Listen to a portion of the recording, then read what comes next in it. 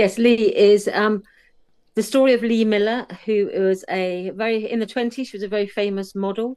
Some iconic pictures of her existence. She was photographed by Man Ray, who, if you know about art photography, he basically almost like revolutionized the format of photography as art. And she was one of his muses. And as she got older, she became obviously very interested in photography. And this is a film about Lee Miller in her like middle age, Mm. where she becomes a photographer, and she is played by Kate Winslet. And the film is set it starts off in the 1930s, and she becomes the first woman photographer to go actually into a combat zone in an official capacity.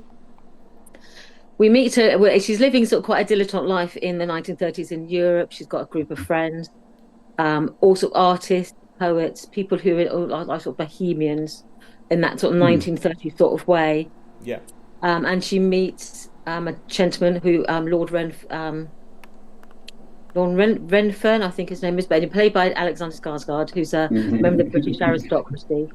And I've heard interesting things about his accent. yes, his accent was interesting.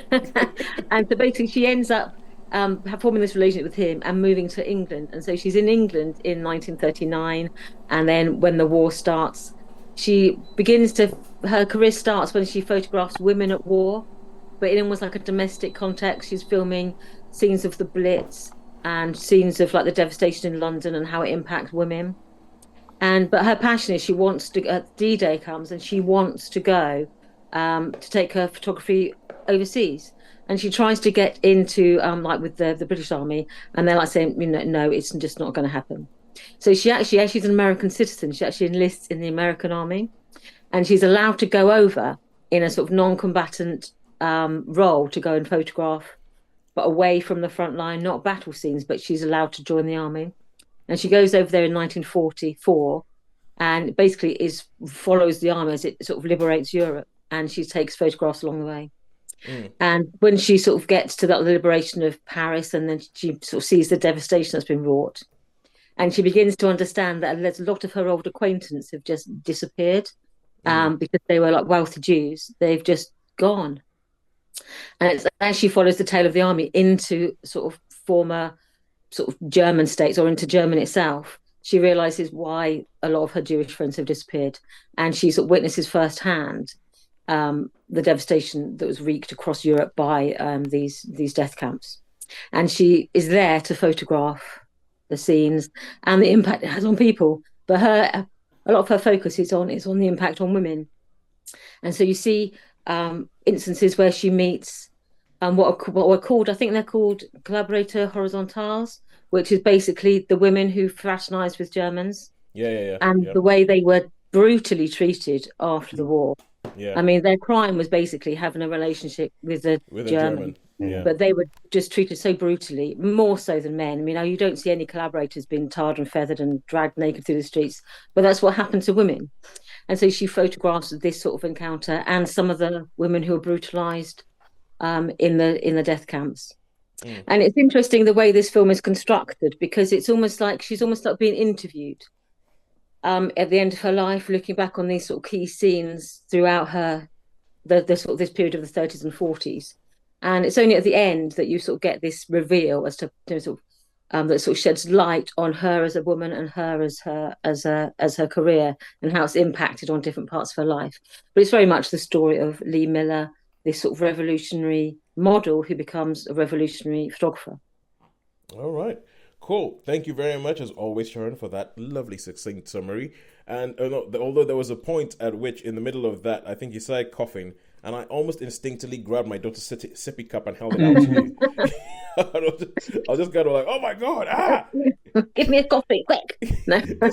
It's the dad instinct. The dad instinct. I'm trying to pass it through my computer screen to you, through Zoom. Right. So, Sean, what did you think of Lee? Okay. I remember we had a little bit of discussion. I'll come to that in a minute. Yeah, Lee. No. I am going to come to that discussion afterwards Yeah. because Sean wanted to talk about colorblind casting.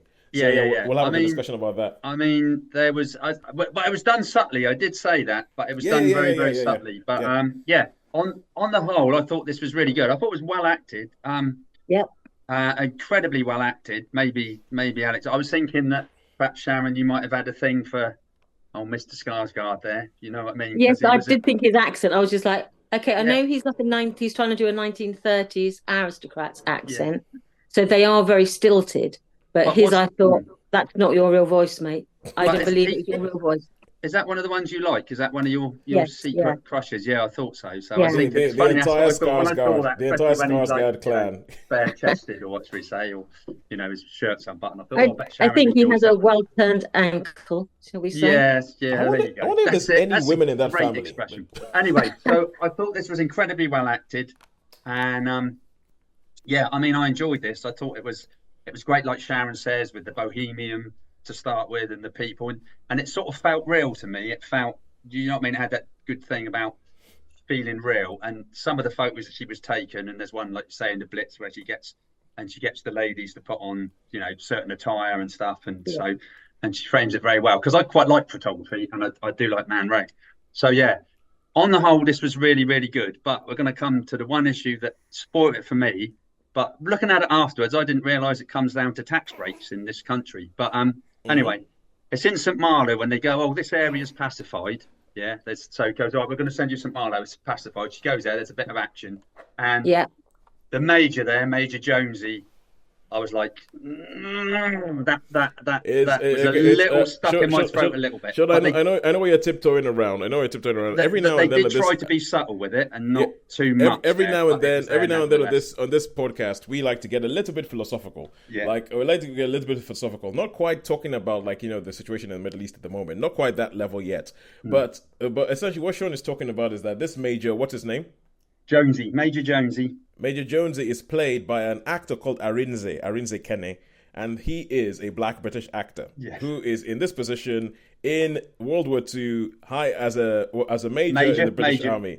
Yeah, and that is so okay. Well, first of all, I want to get your star ratings for this film, and then we'll go and talk. We'll have a little bit of a 5-minute thing about colorblind casting. All right, so how many stars would you give it? I like this film a lot. 4. I'd like this film a lot. 4. I liked it very much. Yeah, I'd give it a high 4. All right, cool. So high 4. Oh, good Lord. Right on time. Good timing.